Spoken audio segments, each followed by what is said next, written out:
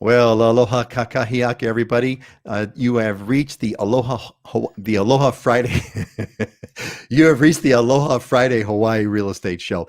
Today is September 3rd, and it's 9 o'clock. And if it's 8:55, actually, and if it's not 8:55 on September 3rd, it means you're watching the recorded version, and you can fast forward about 5 minutes where we got the real show going. This is the pregame show where I've got my buddies here. I got Dylan Nonaka, who is with us on the Big Island, and we got Scott Startzman, who is with us on Oahu. Our wonderful co-host Heidi Dollinger is missing today. Missing. Heidi, she's somewhere on vacation. She's going somewhere on the mainland. She's on a meeting. She can't make it, but Heidi will be with us at our next show. But for now, it's just us guys. Let's kind of go around the bend over here. So Dylan, what's going on? You got what's the print? You got your zigzane. What's your zigzane print of the day today, or what's going on the Big Island? Well, this is Living Hula. This is oh damn, I missed it. Yeah. So my other favorite designer, small local designer, Kumuhula Chrissy Henriques over here on the Kona side. So she's close by. Our kids go to school together, and she's got a great clothing line. So check them out on Instagram. Living Hula is the handle, and you can find them online too. But great prints, real simple designs. I'm a fan of the 2-color Aloha shirt design and not the like multi-color. That's kind of how you can tell if it's like legit local Aloha shirt or like Hilo Hattie tourist Aloha shirt. If there's like more than 3 colors, probably not legit local Aloha shirt. Let me check here. Okay. Yeah, look, I'm good. Okay. All right. Whew. Good. That was you're good. Yeah, you're 2-color. That was a close. I think Scott's got maybe three. Okay. You're Scott. What's going on, buddy? How's things on Oahu? How's the coconut trees? Coconut trees are good. They're dancing pretty good today. We got a nice breeze. There's a nice cool breeze coming off over here, but I'm back to my 3 cup of coffee component. It's late to bed, early to rise, work like hell, and advertise is basically what it's been for the last 2 weeks or so. So, yep, got my. I think this is it's a Ren Spooner, but I think this is the Naupaka, the half flower Aloha shirt, if I'm not mistaken. Oh, well, you're looking good, man. We have a bunch of our friends are coming on. We got Joan. Joan was first today, so Joan, welcome. Joan was giving us the aloha before the show actually started. God bless, Joan. Good to see you. Good to see you again. And Dwayne Carwell is back with us. Aloha, guys. Aloha, Dwayne. Good to see you. And Natasha Sittner is here with us. Natasha has joined the Islander Ohana, which we are starting. Our 3rd cohort starts next week, Friday. So welcome, Natasha. Natasha and I, actually, she met me. We had a coffee meeting years ago, actually, when she was visiting in Hawaii. And Kinaya is with us. Kinaya, an alumni of the Islander Ohana. Welcome, Kinaya. Hope things are doing good and awesome. Man, we got everyone who's come in. This is so much fun. Steve is with us. Steve, aloha from Utah. Steve, we're really glad that you're here. Glad that you are joining us. And Tom, what's up with the new plan to limit tourists? Yeah, I'll talk about that. Stay tuned, Tom. Tom Kerr is joining us. Tom is also part of our 3rd cohort of the Islander Ohana that's starting up next week, which is great. And Ray back from Afghanistan. Wow, Ray, man, dude, talk about news. I hope all is well back from Afghanistan. So are you still in Afghanistan, Ray? Did you get, are you getting out? Have you gotten out safely? Boy, talk about it. I didn't even think about that, Ray. I think glad you're here, and glad to at least know that you're online. So I hope that means that you're safe. And Monica Dickerson, aloha for Illinois. Well, welcome, Monica. We're glad to have you back. I was born in Illinois. I was born in Chicago. So welcome back. Great. So we got the gang's kind of all here. It's 8:59. I think might as well get the ball. So Dylan, real quick, who's that? What's the name of that clothing brand again? Living Hula. Living Hula. I'll have to check that one out there. Living Hula. See if they make lots of great female attire, lots of different types of dresses and pants, comfy stuff. So awesome. I'll have to check that out. So here's Ray. Ray, what this is so relevant. Ray, we evacuated with the U.S. Embassy and military HQ. Crazy, man. Back in Washington State. Well, Ray, welcome. Man. Welcome back, buddy. Welcome back. Really glad to made my day knowing about that, Ray. That you're all right. And Adrian's got, hello, Scott. What's the fixer upper market look like? Great, Adrian. We got your question, and we got everybody's question, which is great. So thank you, Adrian. I've got your slide ready, and I appreciate you giving us a quick reminder. And Daryl Scott is another alumni of the Islander Ohana. Aloha from Texas, live for one. Excellent. Great to see you here, Daryl. Welcome back. So Daryl, Kinaya is here with us. So Kinaya was part of your cohort. All right, the gang's all here. Let's rock and roll. It is 9 o'clock, and let's get on with the next. Let's do some quick news over here. All right, so here's what's going on over here, gang. So low on oxygen, yeah. So get this. So over the past month, as COVID hospitalizations have grown along with infection counts, daily consumption for medical grade oxygen has jumped 250%. Hospital leaders held an emergency meeting Monday to discuss ways to conserve the finite resource. You know, I wanted to bring that one up because it's like, it's kind of crazy. So look at these graphs, gang. So the one up on top is the case counts. We are at historic highs. I kind of zoomed in into the past few months. It doesn't seem we're over the curve yet, sadly. So case counts are way higher than they've ever been by a large margin. And the graph below, that shaded graph, is hospitalizations. And I took this from the beginning of COVID. So this one goes all the way back to very beginning, March or so of last year.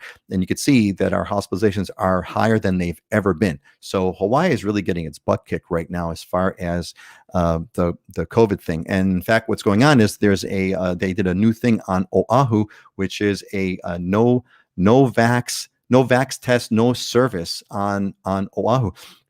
All staff and customers over the age of 12 are required to be fully vaccinated starting September 13th to enter indoor establishments on Oahu. So this means restaurants, bars, movie theaters, commercial attractions, indoor portions, and even the Honolulu Zoo, which is an outdoor zoo. So you can also get tested if you're negative. If you're negative on your test, you're okay. But it's a big deal. They're clamping down. The result of, we're getting some reports that people are canceling their reservations to Hawaii. I'd be curious if any of you have any of you canceled your reservations to Hawaii as a result of the news that you're catching about our COVID counts. And then finally, there's this whole thing, we've been talking about this over the past few shows, but there's a growing movement, less tourism. And so now it's somewhat become official. The HTA, which is the Hawaii Tourism Authority, I believe is what it stands. The Hawaii Tourism Authority has developed a 3-year action plan to reduce the impacts of vacationing on the island. So this is something new. It's always been about growth. It's the first time there's been sort of an official government plan per se to shrink. Whether or not we're going to actually shrink, it remains to be seen. But that's that. All right, that's our quick news update. Auntie Joyce is with us. Welcome, Auntie Joyce. Greetings from the hazy San Francisco Bay Area. Miss you all. We miss you too, Auntie Joyce. Get home and get safe. And Tom says we didn't cancel. It just simply kept pushing off booking. Yeah. Well, that is par for the course. So let's get some update on news, on non-real estate news. We got the real estate section later, but for now, Dylan, what do you got to report on this? What's been kind of happening news-wise on the Big Island that is worth mentioning? Yeah, I mean, we're having medical issues here. Beds are almost full. My brother-in-law is a firefighter, and he said, stay safe. Don't break your arm. Don't do anything because you don't want to go to the emergency room right now. They're totally packed. And so that's the major news. The mayor is instituting some restrictions on gatherings. You can't put a pop tent out on the beaches and the parks because they don't want people gathering in groups, and they're pleading with us over Labor Day weekend not to gather and continue to spread. So that's the big thing. I mean, we're definitely feeling it here on the Big Island. It's funny how kind of each island is handling it differently. We don't have anything like the no vax or no service kind of policy yet, but who knows what's going to happen over the next couple of weeks. It depends on which way the counts are all going to go. That's kind of where it's all depending on. So we got a few people that jumped into this one here real quick. Let's recognize a few folks. Tom said, Tom, yeah, he said that I already got Tom. Sherman is back. Aloha from Tennessee. Welcome, Sherman. And Kelly is with us. Kelly Hobby is also an alumni. A lot of alumni here, Islander Ohana members. alums from the island of Ohana, which is great. Patrick says we postponed our trip to Hawaii. We were supposed to be there now. Yep, that's Patrick. I think you made the right call. It's kind of a crazy. I'm getting that from some folks. I've had some folks say that had a trip planned and are even either pushing it back or cancel it for now. So it's definitely happening. It's kind of one of these unpredictable things, right? And so it's not some. I mean, COVID's like rampant here. It's crazy. It's worse than it's ever been. But I think it's just the unpredictability and for me, travel is adventurous as it is. I don't want any more adventure and drama than I am paying for. Scott, what do you? You're not gonna enjoy your trip right now, right? If you can't gather on the beach with your family and you can't go to, if the restaurants are shutting down or slowing down their service, or maybe a lot of them are closing in-person dining, things like that. Some of the tour and other recreational activities are gonna shift over the next couple of weeks. You're still gonna be in Hawaii, but you're not gonna necessarily maximize the experience right it's now. Like, what's the point, right? Yeah. You could always go surfing, but you could only go surfing maybe 16 hours a day. Scott, what do you got to share with us that your observations on Oahu for the past 2 weeks? Well, in separate news, there was the article I sent you the other day where Department of Planning and Permitting is trying to change the short-term rental period from 30 days to 180 days, which is just an absolute nightmare.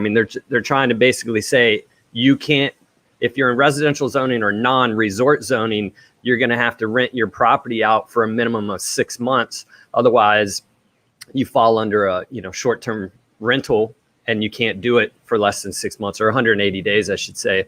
It's a disaster. There's an entire segment that needs that shorter term 2, 3, 4 month kind of rental component. Traveling nurses need that. What are they supposed to do? Go stay in a hotel now for 3 months while they're here? It's to me, it's asinine. It makes no sense. On top of that, they're saying if you buy a condo hotel, you're not going to be able to self-manage it or put it with a property manager. They're talking about, it has to be in a hotel rental program or something. So we'll see how this bill goes. I put in my 2 cents with the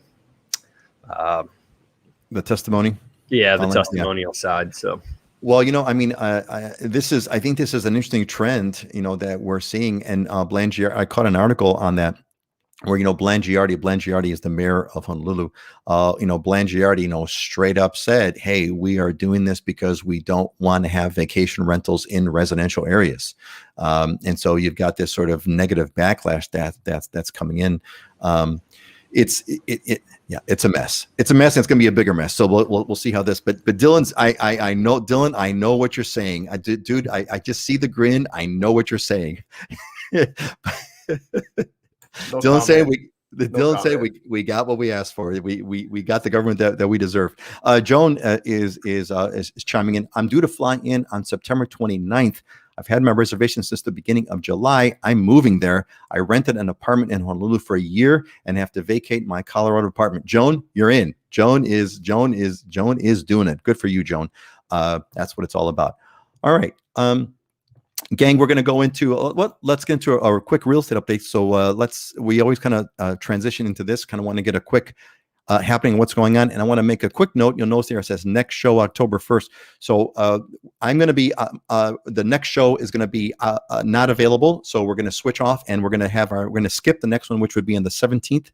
And then the very next show will be on October 1st. So I just wanted to let you all know about that, a little public service announcement. Let's get into the real estate market. Dylan, anything, what's going on? What's changing? What changes have you seen that's going on real estate on the Big Island?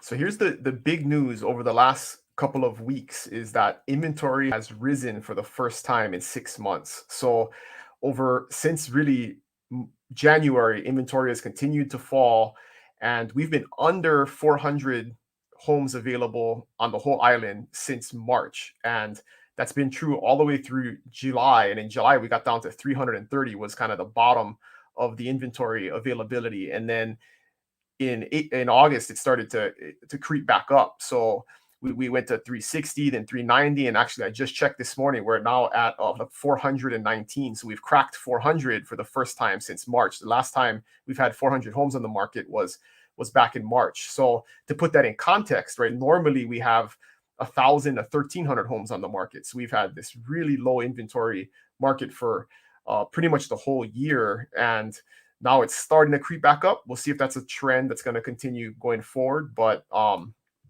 that's a positive sign that the market is somewhat normalizing after a very insane year. So are you thinking perhaps this is like the beginning signs of a trend that's where things are beginning to kind of slow down a little bit? Or, well, I guess we'll have to wait and see. Yeah. Well, here's the explanation.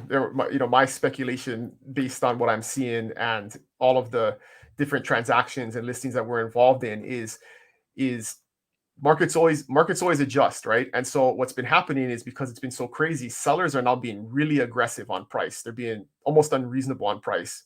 And buyers are finally starting to say, "Oh, that's too much. I'm going to stop there."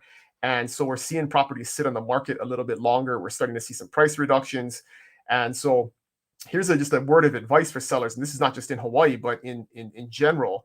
The biggest mistake you can make as a seller in a seller's market is to overprice your property, because what we're seeing is, and I'll give you kind of like a median home price example. If your house fairly is worth $800,000, right? So you normally price it at $799 or something like that. But you say, "Nah, you know what? I'm going to price it at $850 because I want to maximize the amount of money I'm going to get out of it." What a buyer thinks, this is the buyer psychology right now, pretty much across the board nationwide, is a buyer is expecting to pay over the list price. So they're going in with the mindset that I'm going to have to pay 5-10% over what the house is listed for. So they're okay with it. They've accepted that. They've been dealing with it all year. And now when you overprice your property by 7 or 8 or 9%, the buyer looks at that and says, I would have paid $850 for that house, but I'm not going to pay more than $850, or I can't pay more than $850. So they don't even make an offer at all. And so you miss out on all those buyers who would have been competing at that price and maybe would have paid $860 or $870, but because in their mind they're thinking, I got to pay 10% over $850, they don't even get in the market. They don't even get in the mix at all. And so I've seen this in a couple of listings where the property's overpriced, and we may get that price, but instead of having 10 offers that probably would push it over that price, you only get in 1 or 2, and there's more concessions. You're not maximizing your terms as a seller. So I've really been pushing sellers to be reasonable price. Let buyers push that price up and figure out what the terms they want to offer you to make their offer attractive. Let them figure that out, and don't push them on price, because I think you leave money on the table. If a property's priced at $800 and somebody's willing to pay 10% over, they're willing to pay $880, right? But if it's priced at $850 and they're not willing to go 10%, they don't even get in the market at all. So you could be leaving $30,000 on the table, right? And that same buyer, they don't even offer. They would have offered $880, but they don't even offer at all $850. So there's some interesting psychology going on there. That kind of goes along the line with like auctions, like a no reserve auction, right? Where you put something on the market, there's no reserve, so there's no low price, but it gets bid up because the market drives it. So let the market do its thing. That's good advice. We had a couple people who joined us real quick. We have TB from Tai Chi Island, Georgia. Cool. I never even knew there was such a place. Thanks, TB. Tybee. I have a client that owns a house there. Yeah. Tybee Island, yeah, TB, yeah, that is, me, I can't pronounce English or any long. I can't pronounce. When I see strange words, I try to apply like Hawaiian pronunciation to them, and it doesn't work. Right. And Neil, welcome back, Neil. It's good to see you back again, buddy. Back to us. And we have a quick question. Well, here, let's take Tom's question later. Scott, what's going on? What is happening on Oahu? What's been the big change in the real estate market that you've seen over the past few weeks? We're not seeing the slowdown over here. We haven't seen the listings increase at all. And in fact, for me, I mean, it's no different than before. I went to go show a condo in Waikiki the other day. I called her. I had actually written letters to this building, and the agent told me they were going to be coming on. So the first day it came on, I talked to her. I went and saw it, and she said, "Oh my God, I've had 30 phone calls to be able to see this place already." And that's on the condo side. The condo side's heated up. I got one in escrow the other day. We had to go full price cash, and we were competing with 4 in Waikiki, but they had literally 20 some showings over like a 4-day period. And on the housing side, same thing. I mean, I just wrote an offer. This gives you perspective on what's been going on. I wrote an offer in Makakilo on a house. We were competing with 26 other offers. We didn't get into first position. We had a $100,000 appraisal clause, and we tightened all these contingencies up, and 35% down is what we were writing. And I asked the gal, she said, "Would you be in a backup offer, but come up in price?" And I said, "Well, what are we looking at? I need to explain this to my client. You're just randomly telling me, would you come up in price?" And she said, I said, where were you on the first position? She said, much higher price. They came back to us about 50 grand more up for the counter. And I said, how's their appraisal clause? She says, not that good. So we'd like to have you in a backup. And we were willing to come up. And I was like, what? Why didn't you call me during this time? You could have had us in a first position. But out of all those 27 offers, she said every single one of them had an appraisal clause. There's not a single person that's, offering in this market. There's a ton of cash in this market. That's what's so different about 2007 versus. So real quick. So what does appraisal clause mean? My brain is stuck on appraisal clause. When you said all these offers had appraisal clauses, what does that mean? Yeah. So if the appraisal doesn't come in at our agreed upon purchase price, then the buyer will make up the difference up to a certain amount. And for us, it was up to 100 grand. If it didn't appraise it, let's call it 950,000, my client would make up to $100,000 of appraisal shortage. Right. So there's a lot of people and every single offer had that, all 27. So people have money in this market when they're coming to the table. And that's what's really interesting. I looked at the $3 million and up range just for the luxury perspective. And halfway through the year, I went back to 2019 to look at it. Halfway through the year, we're 50% more number of sales than happened in 2019. So even the luxury market, 3 million and up, is going bonkers. There's just a ton of people and a ton of activity and a ton of money in the market right now. And I'm not feeling the slowdown on our side yet.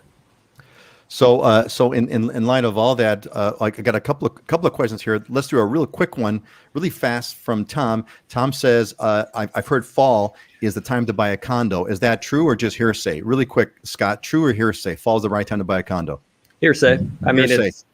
Okay. Summer is the busiest time when kids are out of school and there's more transactions, but you got more buyers in the market. You got more sellers in the market.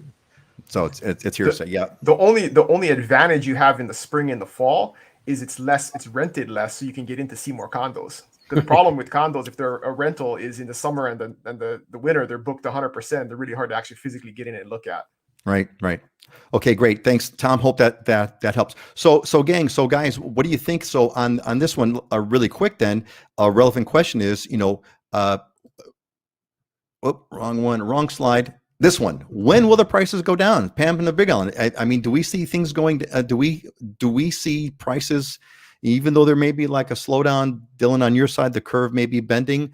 Have we seen anything that indicates that prices are going to go down? Zero. Never. So the only foreseeable future is the answer. The only time the price is going down is when a seller is ridiculous about the price and has to readjust it to where the market value actually is. That's not a reflection of market value. That's just a reflection of overpricing a property. So yeah, and I think we're talking about this general curve. I mean, prices have gone up 20%, et cetera. When will prices go down? I think the answer is not in the foreseeable future, right? Would we all agree to that, Scott? Yeah. How long we've been waiting for prices to go down? When's the last time? What was it? 2008? Yeah, 2009. Not gonna happen. So Pam, I hope that answers your question. And a big external factor that we've always talked about in the past is interest rates. Something that will dampen prices is if interest rates go up and your monthly payment goes up for the same house, it's going to change the dynamic from a buyer's perspective. So that's one thing to consider, is just watching interest rates, and that's outside of our control completely. Yeah, go ahead, Scott. I've never understood why the obsession with the price component. It just doesn't make a whole lot of sense to me. I mean, I get it. Nobody wants to pay too much for a property, but where's the because we get this question all the time. It's why are we focused? Why are we worried about it? What is the obsession with it?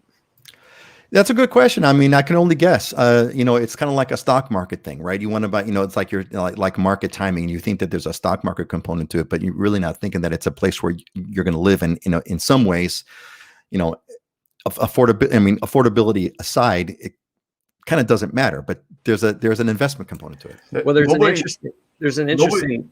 Oh, go ahead. No, go ahead, Scott. Well, there's an interesting article that just came out that's actually said, buying power or affordability right now, it's this market where we are right now is 42% more affordable for buyers than it was at the peak in 2007. And it's because incomes had gone up and interest rates are so low in comparison to where prices are and stuff. So it's sometimes we're focused on the wrong things, because most people and I keep repeating this, is we buy our house based on our monthly payment. Well, we still got a significant amount of upward movement to go before we erode all that affordability. So it's realistically, if you're focusing on price, you're going to be, and for prices to come down, you probably are going to be waiting a while because we still have upward movement to go on the affordability side. Prices ain't coming down. Dylan, what you got? Yeah, just all about how you look at a home, right? If a home that makes you happy and brings you enjoyment is essential to your life, right? Price is shouldn't be as important, and you got to look at it at the long run. Nobody questions the price of toilet paper, right? Like, Nope. If you need it, you need it, right? If it's essential to your life, you need it. So it's just kind of the way, what category do you put your house in or your property in is what you got to ask yourself. Yeah, and there's also kind of a length of term, right? Because if you plan on living here for a long time, in a sense, like sort of like who cares, right? It's only when you think about, oh, I have to sell, or I have to move, or whatever. That's kind of when things get when things get strange. Tom's give us a little bit of insight, maybe a mainland mindset, especially in California, since they have some big busts in the past 20 years. Could very well be. Again, that's the sort of market timing, kind of stock market kind of mentality. Well, all right. If you look at it from a stock market mentality, how long have I been saying condos are undervalued? It's actually cheaper on a monthly payment right now than it was pre-COVID, but yet there's, we haven't had a flood of people going, hey, I want to buy that condo because it's cheap. It's because it doesn't fit their lifestyle right now. Yeah. Hey, and we told everybody, we don't, when COVID started, we don't think, there were a bunch of people who were saying, wait, it's going to crash. Like, nope, not going to happen. All right, let's move on. Real quick, want to give everybody a quick pitch. And look, if you've gotten here because you got the email newsletter notification that told you about the show, you're in. If you did not get here through that way, you want to get to livinginhawaii.com. Get yourself on the newsletter. You'll get notifications. We send a newsletter every Wednesday, videos, content, etc., all kinds of things that will get you to the show. So I want to give a quick pitch for that. Hope you're going to join us if you haven't already. All right, we got a bunch of questions. I got a couple from people that are here waiting for us. Kelly is the first one who sent it in, and then we have the other one from I got you here. I can't remember the name, but I've got you. So let's now I've. See, now my OCD is kicking in. I've got to know what it is, but I'm not. Okay, let's move on. So Kelly, Eva Beach. Kelly is a member of the Islander Ohana. And Kelly asked, she said, hey, I got a question for you. This is for the Big Island, but we're going to hit both of them. This is for the Big Island. With remote working, do you think this will change the economics and development of the Big Island? It's from Kelly. So let's kind of hit this one. I know that there's a lot of changes that are happening from the point of view of the remote workers, etc. What they call Zoom towns. I don't know if you guys have heard this term. It's called Zoom towns. There's a growth of Zoom towns now going on. Dylan, have you seen, felt, heard any kind of changes that you see kind of going on now because of remote work? What's happening on the Big Island? I mean, there's definitely people moving here that are planning to remote work, but I've also been getting some feedback from folks that, companies are starting to say you need to come back or you need to be in the office 2 days a week or whatever. So it'll be interesting to see over the next 12 months as COVID subsides and things somewhat go back to normal. Is that remote work thing going to stay permanent forever? Because there's a lot of people that, at higher levels of business that grew up in a different world that, still want to see their people, have an in-person meeting and not live in the totally digital world. So I think it's too early to tell, but there's definitely a lot of people that have moved here in the last, 12 months that are here because they've been told that they can remote work forever. Yeah, I would say my general sense is that there's, like you said, there's been a bunch of people that have moved here that can, because they can work remotely. As far as anything on the sort of, go ahead, Dylan. And in terms of the economics, right? I mean, I guess those people are here and they're paying income taxes and they're spending money in our community, but those businesses aren't here, right? I mean, those businesses are headquartered someplace else. I mean, the major economic impact is going to be in Texas or California or Oregon or wherever that business is actually headquartered. Just because a worker is here on Zoom doesn't, I think, change the economics dramatically. That's going to be an interesting economic impact. It's like you're here, so that means you're going to the local hairdressers or you're shopping at the local thing. So your money is coming in from outside the economy per se, right? So it's like tourism. It's like a mild version of tourism. You're not spending like a tourist does, which hundreds of dollars a day, $1,000 a day, whatever net. it's going to be there is some change, but I don't think, I would say generally speaking, it's not at a level of major economic impact in terms of like a new industry for Hawaii. Scott, what's your sense of Kelly's question here? How would you respond? Will it change Oahu economics or changes to development? Yeah, I mean, it's the same thing as what you guys were saying. You know, one of the first topics we talked about in my CCIM courses many moons ago was, you know, when you're investing, and it's kind of an investment thing, when you're investing, you want to invest in places that have a growing population rather than a shrinking, because the economy will grow with that population growth. And that's the same thing where you're looking at almost a geographical shift for a certain number of people.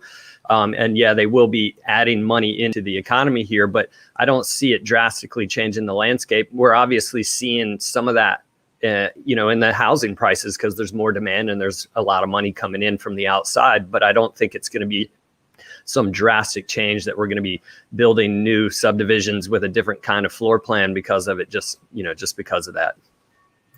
Yeah, so you know, it's a tweak at the edges. It's a tweak at the edges. Now, I think a larger topic, which is a larger issue, which is outside the outside kind of where our conversation is with this. There is this interesting thing, and you all see it kind of creeping in here, where you know we don't want tourism to be as big as it has gotten. You know, we've always wanted it to be. We've always wanted more, right? We want more, and now we want less. And that's going to be an interesting conflict. I wonder how that's all going to work. But let's not get into that one. That's too much. Let's hit this next question. This one is from Adrian. Adrian, who's joined us. Adrian, I've got your slide right here. So this is an interesting one. So Adrian says, "Hey there, my partner and I are looking to invest in fixer-upper homes and condos. Is there a market for that in Hawaii?" So thank you, Adrian, for sending us that question. I think it's a good one. Scott, you know, I kind of was thinking about you just because I've known that you've done a lot of fixer-uppers over I remember a long time ago, Scott, many, you know, folks, Scott and I go back like something like 20 years. And I remember way back in the very beginning, you were sending me some photos of condos that you were renovating and you were redoing and fixing and flipping, etc. So I'm sure that Dylan has done a few of those too. But Scott, why don't you lead us up on this? What do you think is what's the market? Where's the fixer-upper thing looking like right now? So I love Oahu for this because it's a mecca. It's an oasis of old homes. You know, if you look at Oahu, it was basically built from the urban core outward from like 1940 to 1970. There was a massive boom in the 60s and 70s of condo construction and housing construction, where they added like 14,000 new units per year. And just to give perspective, we're only adding like 3,000 units per year now. So it went nuts. And because Hawaii is so expensive, most people don't tear down and build new. They fix up, and we got a lot of single wall construction, or they add on. So there is an oasis of opportunity here as far as, you know, buying a condo, buying a home, and fixing and flipping it. There's a lot of very old inventory, and we have a significant amount of our population that's older, that's living at home, that deferred maintenance is coming around because they don't have the physical capabilities to be able to take care of those homes now. So yeah, I'm always got my finger on it down there. So what do the numbers look like in terms of, is there profitability there? I mean, because I know like a huge part of the expense, of course, the massive part of the expense is the land. You're really paying for land for a lot of these structures. Their value is next to zero compared to the value of the real estate. How does the kind of the profitability work? How much of a premium, you know, house A versus house B? Let's talk about that. You got two homes, everything's the same neighborhood, same everything, two homes. One of them is one of those, you know, old homes built in the 50s, where the folks that are living in the home were the ones that bought it new, right? They're still there and they're moving out, they're retiring, etc. Versus one that's right next door, let's say, same age, but it's been completely remodeled. It's got all the modern everything to it. It's totally redone. How do the premiums and the dollars work on those, Scott? Yeah, I mean, you know, I've noticed when I've run my numbers, like when I was doing the new construction stuff, the further out of the urban core, the better the profit margin for you, because you're less capital in, and you know, you're in a more affordable price point with more buyers. when you get into in town Honolulu, you're paying such a premium for land and stuff that you got to be a little more careful. But at the end of the day, is there money to be made? Yeah. If you're willing to roll up your sleeves and get dirty and get out there and grind on it, then you're essentially eliminating the labor component of that, and you're carrying that on, and you can make money doing that. If you're going to sub it out and give it to a contractor, guess who's going to make all the money? The contractor is, not you. So you got to be willing to get in the dirt and roll up your sleeves and go at it. And that's one of the things I'm willing to do, right? It's like the thing is during the gold rush, the people who sold shovels made a lot more money than the people who were digging up gold. Very good. So Adrian, you want to get a hold of us? There's a link in the description. Click through, get on the contact form, and we will. Well, I believe you. Yeah, I emailed you, Adrian. So if you want to go further with this, Scott's the guy, at least on Oahu. Dylan, fill us in. What's the fixer upper market looking like on the Big Island? Here's the biggest construction. The biggest consideration, Hawaii wide, if you're doing, fixer upper, fix and flips type stuff, is your initial risk is way higher than it is anywhere else, right? So it's just a matter of ratio, right? I mean, somewhere else, maybe you can buy a fixer for 200, put 50 grand into it, and then make a $50,000 or $75,000 profit, right? It's the risk level is relatively low, and you don't have the huge return necessarily. But in Hawaii, a fixer upper is going to cost you $600,000 or $700,000, and now you got to put 100 or 200,000 into it. And yeah, you may make $100,000 or $200,000 profit at the back end, but when you're first starting off, do you have that much capital to get you started and to do the renovations and then realize the benefit on the back end? So just something to think about from a business planning process. Yeah, definitely. That's a really good points. What's your take? I mean, what is your take on the fixer upper part on the Big Island, Dylan? Are there dynamics that are different? Like, Scott was. I don't think there's real great margins to be made. I just sold a house that was built in 1964, had 0 upgrades. I mean, was pretty well. I mean, some old Japanese people lived in it, so it was pretty well maintained. But 0. Those old Japanese are so. I gotta say, those old Japanese are so good at their homes are like in pristine, impeccable. Yeah, unbelievable, man. That's the ones with the scissors out there cutting the yard, right? Yeah. But we listed it for $499. It sold for $573, so $74,000 over what we listed it for. And maybe it's worth $650 or $700 if it was really decked out, really nice. I mean, in an old neighborhood, South Kona, not anything fancy. So you pay $570 for it, and you probably need to put $100,000 into it to upgrade the whole house. That's kind of conservative estimate if you're gonna do all the bathrooms and flooring and paint and roof and kitchen and everything. And now you're at $675 somewhere in there, and you're kind of back in market value. You're not going to make $100,000 off that house. So, and the other consideration is you got to have cash. If there's any deals to be had and you need any type of financing, good luck. It ain't gonna happen. I don't. In this market, you got to be real careful because you're basically buying on tomorrow's value, right? Because otherwise, you got to pay a premium to get in on the property if you're buying it on the market. And then you're expecting the price to be higher when you finish with this thing. So there's significant risk. I actually am not a huge fan of fixers. I'm more of a long-term hold kind of guy. And the risk on the long-term holds, I can make almost the same kind of return as I can on the fix and flips, but I got a property that's going to produce for me for years and years and years. And the risk level is significantly lower. So you just got to be really careful, and who you work with. You got to have people that you trust that can work with you and do the work. Otherwise, it can be difficult unless you're doing all the labor yourself. And in this market, you're competing against people who don't want to fix and flip. They want to fix and live, right? Mm-hmm. So they don't care if there's a profit margin on the back end. They're willing to buy it, spend the money, and be at market value, and they're good to go because they're going to live in the house for 10 years. So that's the other dynamic right now that puts you at a disadvantage. If you're looking for that deal and that good profit margin on the front end, it's going to be hard because there's people that don't care about that on the back end that you're going to be making offers against. Especially in today's market. Go ahead, Scott. I'm getting ready to renovate a condo here, and man, it's been a nightmare. Just even the kitchen cabinets. I was like, I had my whole layout set up. I went to go put the deposit down and whatnot. They're like, oh, by the way, we're out of this and we're out of that. And it's not going to be until potentially end of October before we get that in. And then I'm trying to get my my Curdy products for the shower pan, for the shower surround and stuff. They're out at Doll Tile. I had to order it off of Amazon. I'm like picking over here, picking over there, and trying to set this timeline up. I'm like, man, this is a mess. It's a headache right now.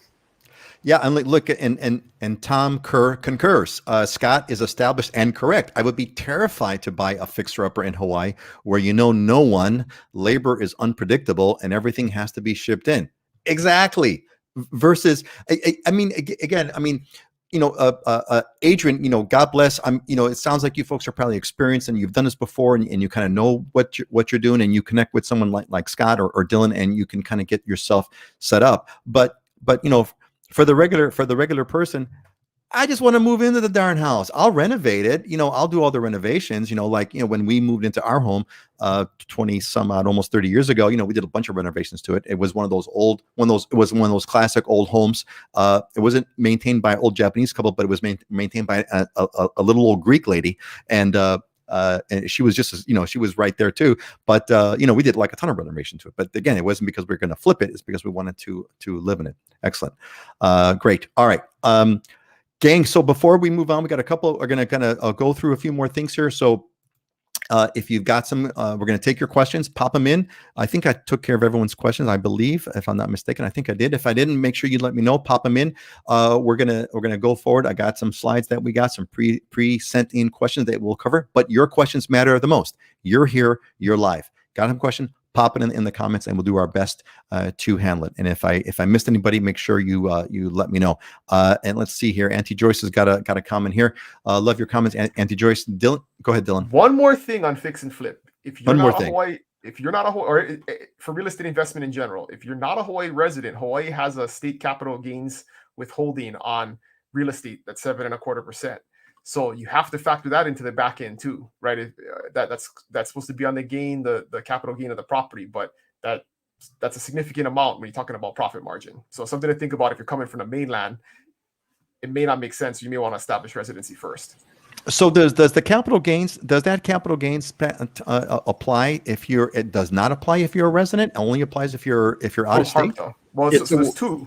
There's HARPTA and there's FERPTA, which is a federal tax. So if you're not a U.S. resident and you sell real property in America, then you're subject to a 15% federal capital gains tax. Hawaii just thought that was a great idea and said we're going to make our own. So they piled one more tax on it for non-Hawaii residents. So if you're like Canadian, you sell Hawaii property, you get nailed. So 22%, right? Yeah. So, it's a withholding, so you file your tax return so they can guarantee their money. So the last flip that I did actually, I think it was actually we sold it in February right before COVID. And we were, lucky. We thought we were lucky we did, but the title was held in a out of state owner's name, and so I told him, I said, file that in 289 form, whatever it is, immediately when we closed, and he didn't. He waited for his tax returns. It took almost over a year for him to get the money back from the state. Now, you're still subject to capital gains tax anyway, whether you're a resident or not. It's just the difference is, I guess, what the withholding only kicks in. They only withhold the money from you if you're out of state or out of country, right? Yeah. So otherwise, you have to pay it anyway. So you got to pay it anyway. The only question is, do you want it withheld from you? They have to kind of claw it back from the government. Great, yeah, it's a great point there, Dylan. Let's see here. What do we got? Let's hit the next one here. We got. Let's try this one. So this is from Claudia, and Claudia says, I'm planning to move to Hawaii and will likely work my current job until I find one locally. I'm planning to buy a condo. Now, should I start based on my current job or the job I may get in Hawaii?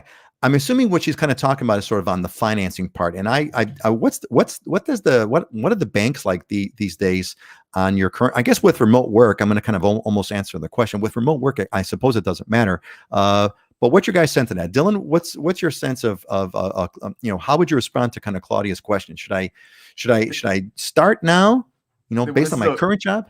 Yeah, this is a very important thing to consider and take into account, and you need to talk to a mortgage broker about it, because if you're staying in the same industry, like you're leaving a nursing job in California and then taking a nursing job here, in most cases that's going to be okay because it's a continuation of the same industry and the same job. But if you're changing jobs or you're going to have a break in employment, that's going to screw up your ability to get a mortgage. So you want to have that discussion with the lender. The safest thing to do is buy first, close, and then leave your position and start working in Hawaii. That is the cleanest and simplest way to avoid any hiccups in the mortgage process.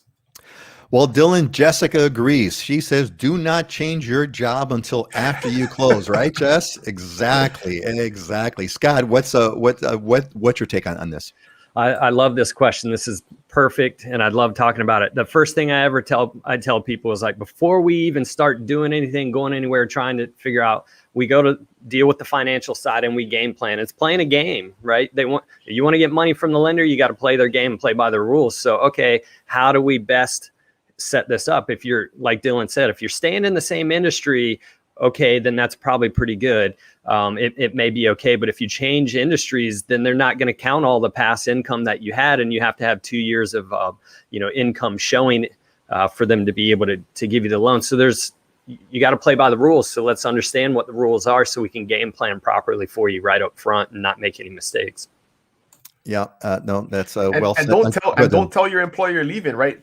The underwriters now will call your employer and verify your employment. If they say, yeah, they're employed, but they're leaving next month, that's not going to be helpful to you, right? So you really got to think this through and talk to somebody who knows what they're doing to advise you properly. Same thing with retirement, right? If you're planning to retire, wait till after you're closed to do your paperwork and retire, because you want to show that income is steady and it doesn't affect your ability to obtain a mortgage. And here's the other thing too, and people don't realize this. And I actually did this with a client from Arizona. He was getting ready to retire, and literally retired 5 days after we closed, but we had to play the game of, getting the loan prior. But I've had clients, and I'm dealing with this right now, significant high net worth, have lots of assets, very little income, and the loans are based on income. So I've had people with $20 million sitting in a checking account, and the lender's like, I won't give you a loan. And I say, justify that. I don't understand the rationale. And they say, well, they could go spend that money tomorrow. I said, yeah, they could also get fired if they have a job. That income could end. I don't understand the difference here. But yeah, so you have to we sometimes have to adjust tax returns and stuff because people have too many write-offs. They look like they don't bring any income in when they actually are. And so we have to strategize for some of that. Yeah. So the moral of the story is plan this out in advance, plan it carefully, get your financial stuff kind of squared away, way out front. Natasha has jumped in here. Yeah. Natasha, who is who's coming into the cohort starting next week. Oh, by the way, I forgot to get the shout out to Jessica, who gave us this great concurs with the don't change your job until after you close. Jessica is an alumni of the Islander Ohana. Great to see you here, Jess. Glad you're here with us on the show today. Anyway, so Natasha says, if you work remote for a company outside of the state, the lenders need the employer to verify their agreement that you can do that. Otherwise, they won't approve the loan. Makes sense, right? If your boss says, "What do you mean they're working remotely?" you've got a problem. Yeah, it's kind of hard to get an owner-occupied loan if you're living in California. You're going to be commuting to Hawaii every day. That doesn't make sense. The lender doesn't like that. That's good. The loan program matters too, right? If you're employed in the mainland and you're doing a VA loan here for a house that you're going to own or occupy, you have to occupy that house within 60 days, and a lender's going to ask, how are you going to work there and owner occupy in Hawaii, right? So those are the kind of things you really got to think through and have those discussions with a smart lender. Yeah.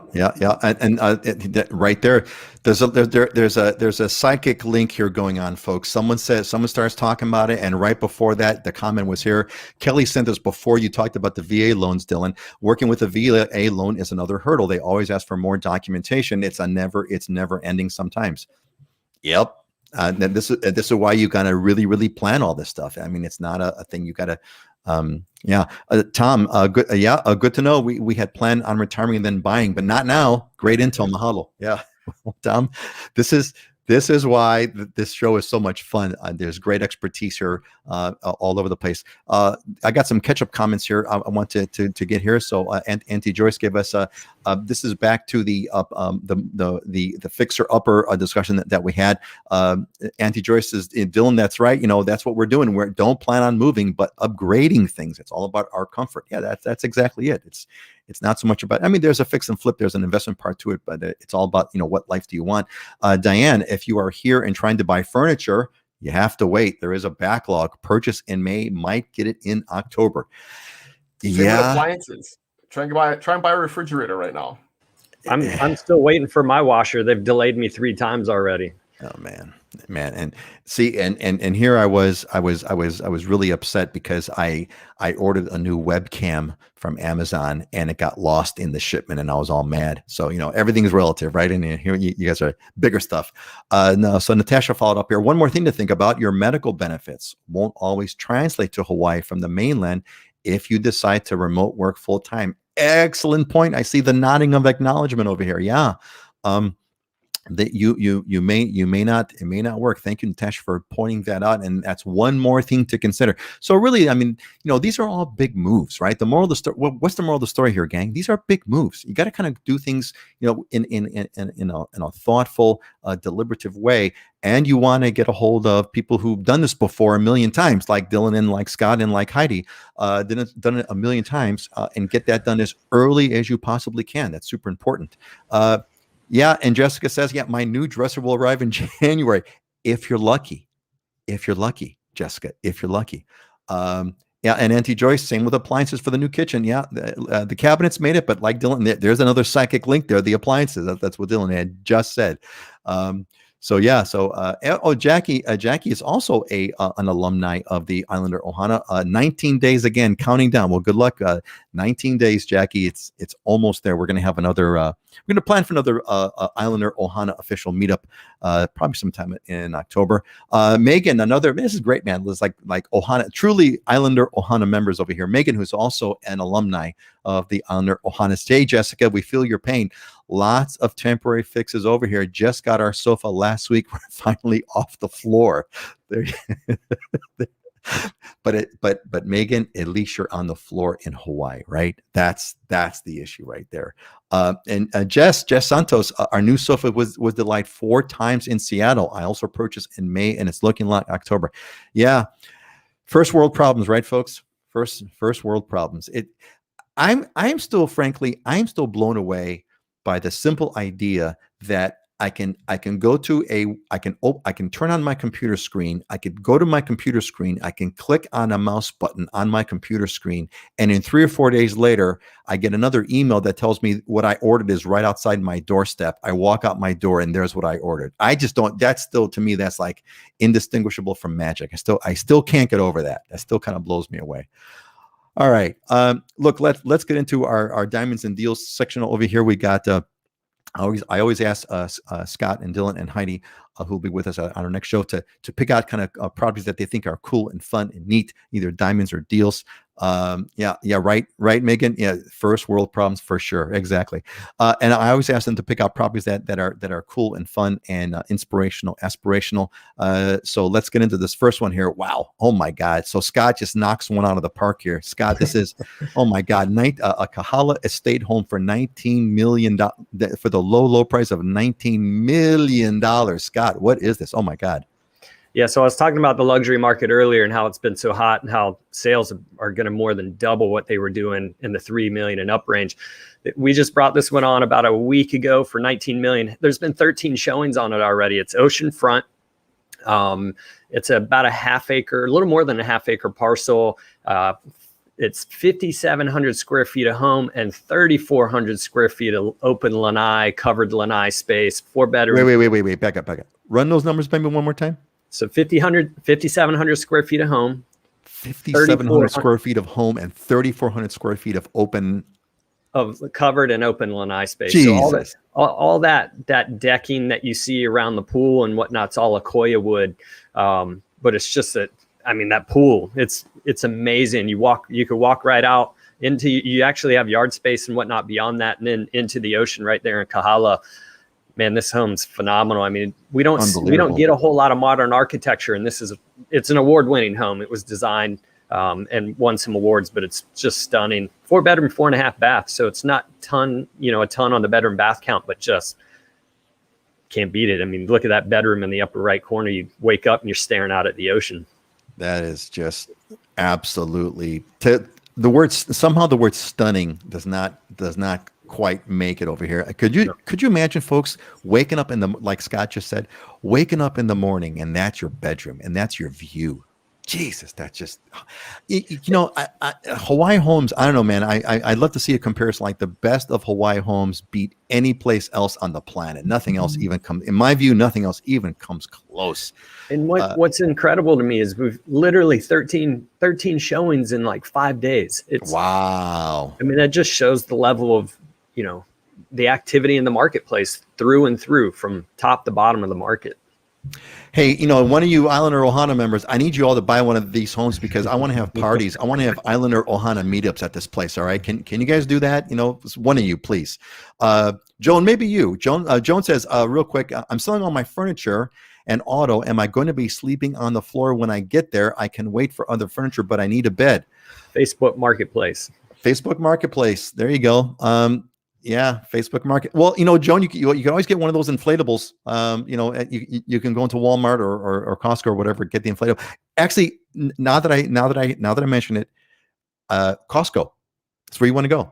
Costco's got. I've seen beds at Costco. I've seen furniture at Costco. I ordered a couch from Costco. I mean, it took like 3 weeks to get here, but I mean, it came in like 6 different boxes. A huge sectional, U-shaped couch. There you go. I even know when we did our bathroom renovation, I ordered my bathroom vanity off of Costco because it called cabinets, countertop, all the fixtures, everything came in one piece, and it was about half the price if I'd have bought it locally here. All in awesome. Different, all separate pieces. So awesome. Costco's a pro tip for sure. Costco, man, go to Costco.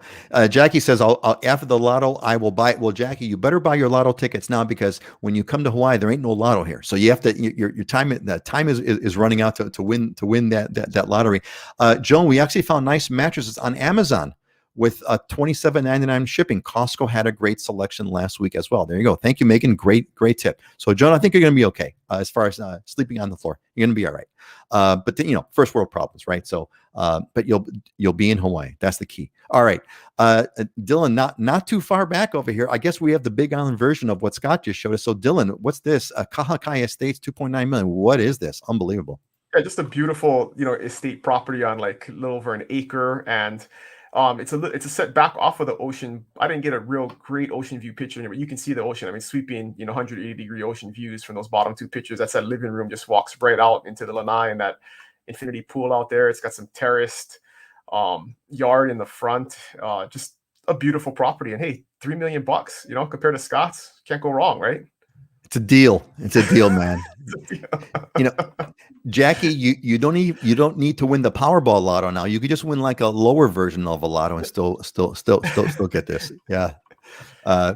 Great. It's a great contrast, right? You have the $19 million property on Oahu, which is absolutely, beyond stunning. And then you have the $2.9 million. You're just going to pay that premium on the water. That's one thing. I mean, you can get very similar amenities and feel and stuff, but you're going to pay 100% more if it's sitting on oceanfront.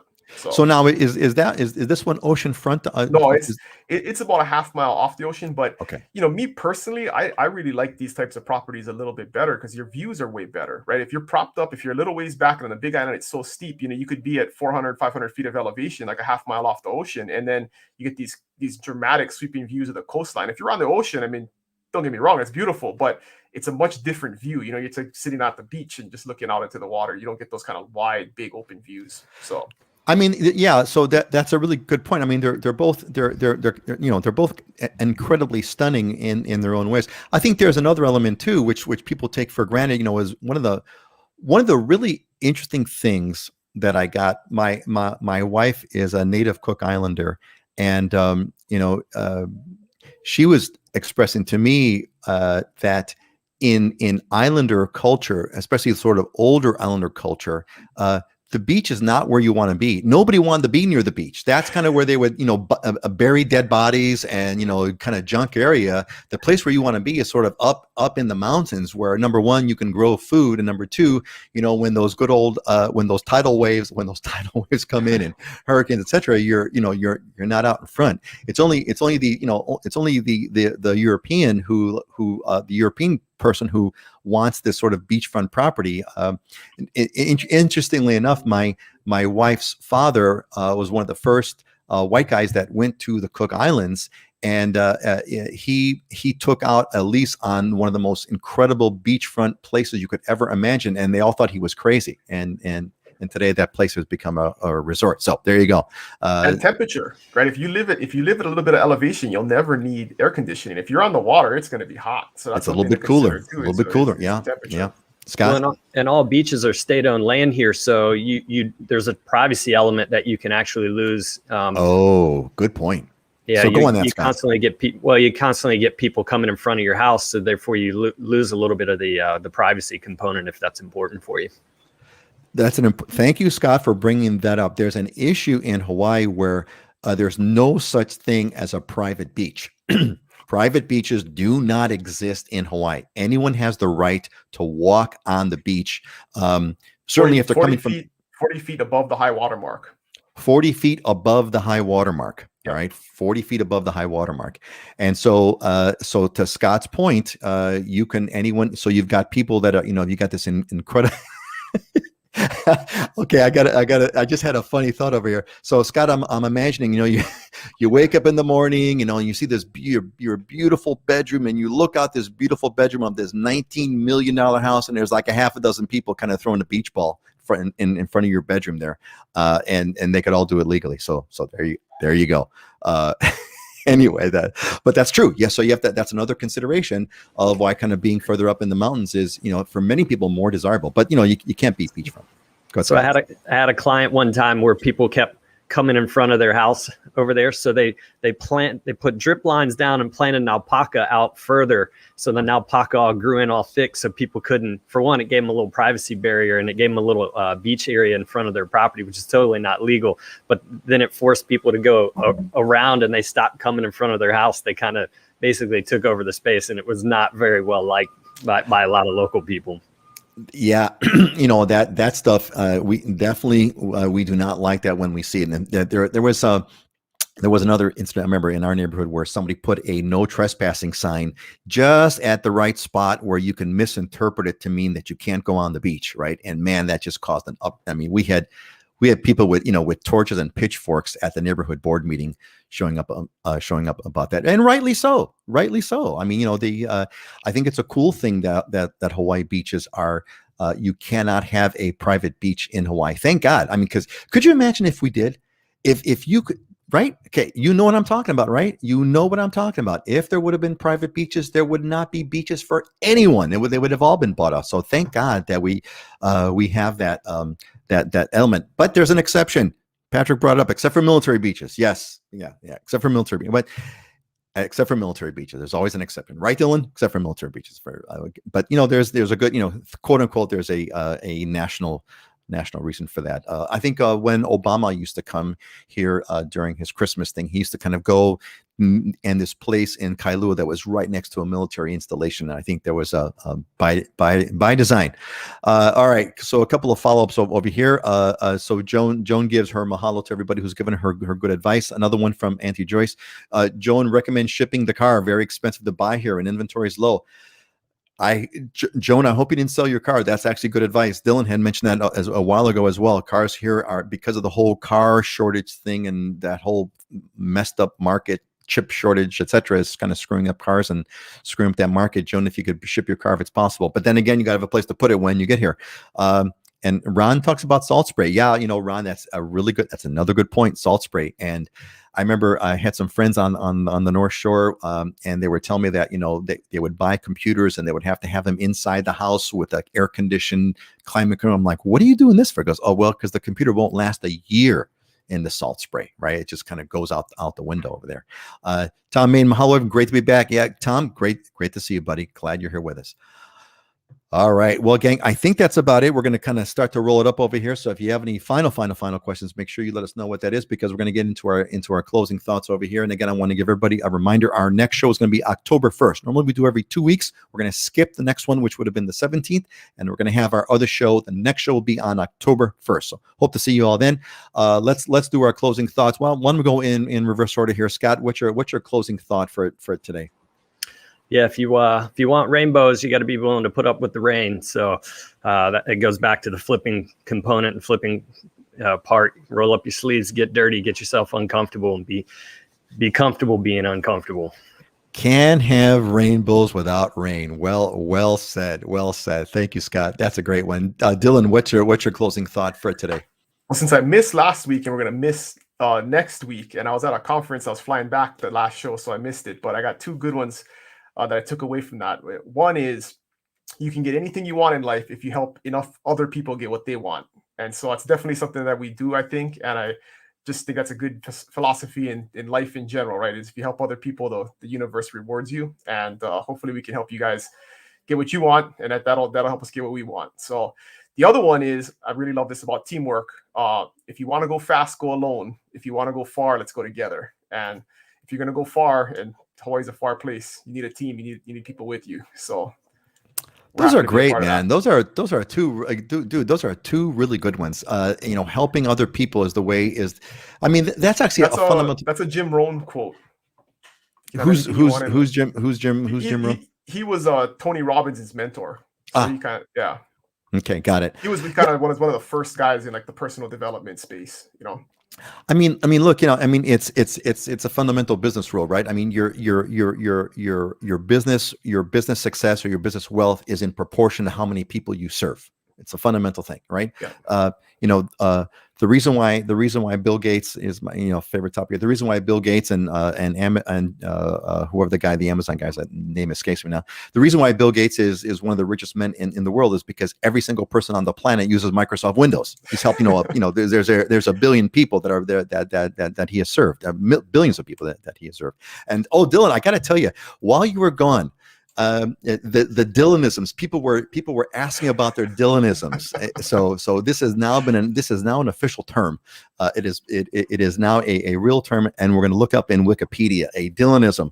This is a piece of wisdom. I don't know if I ever told you this, but I put a list before I turned 40. I put a list together of the 40 things that I've learned or I like to live by. So I was thinking I need to start like a vlog series and put them out one by one a week or something like that. So I'm gonna work on that.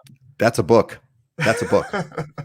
That's a book. I don't like to write. I can talk, but I don't like to write. Well, that's why you hire writers. You hire writers, and you can, just kind of here's what we do. Just hire a writer, have him watch this show, and catch the closing thoughts, and write a book on it. That's it. That's all we're gonna do. All right, everybody. So everyone's all saying our goodbyes over here. So we got Dwayne. Yeah, need two of the. Yeah, well, we got two of them, man. He caught us up. He gave us the two of them. Mahalo, guys. Dylan, hope to see you soon. That's from Bobby Williamson. Yes, Bobby, welcome. Bobby's another alumni. He's coming out shortly. Awesome. Yep. All right, folks. I think that's about it. I'm going to say my goodbyes. Aloha. We're going to catch you again on October 1st. Will be our next show. Say goodbye, Dylan. And say goodbye, Scott. Aloha, everybody. Hello, everybody. Have a good weekend. Y'all have a great one. Have a fantastic Labor Day weekend. Have a fantastic Labor Day weekend. Aloha, folks.